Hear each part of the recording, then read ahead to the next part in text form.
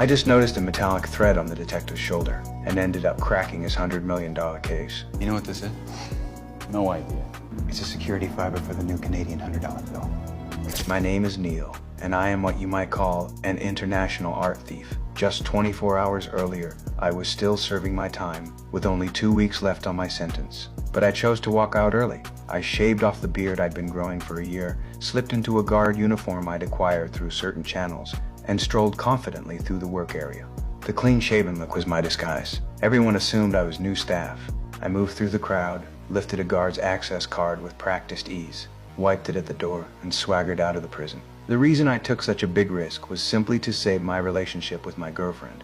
2 weeks prior, my girlfriend had visited me with those dreaded words every prisoner fears hearing, and I hadn't seen her since. This made me deeply sad, and determined to escape to find her and get some answers. But when I rushed to her place, I found nothing but empty rooms and a wine bottle she'd left behind. Just as my world was crashing down, FBI agent Peter Burke tracked me down. We were old acquaintances. He was the one who'd caught me the first time around. He thought I was being incredibly foolish, since this escape would tack another 4 years onto my sentence. But at that time, I honestly couldn't bring myself to care. Without Kate, life had lost its color entirely. Just as Peter was about to arrest me again, I spotted that metal wire clinging to his shoulder. Dippers from an explosion at whatever crime scene he'd been working. It turned out, Peter had been chasing an international criminal organization for months. Just found some leads, but they were destroyed by the suspect in an explosion. But I recognized that tiny fragment immediately. Security thread from the new Canadian currency. So I told him I could help him find leads. But he had to come find me in prison in a week.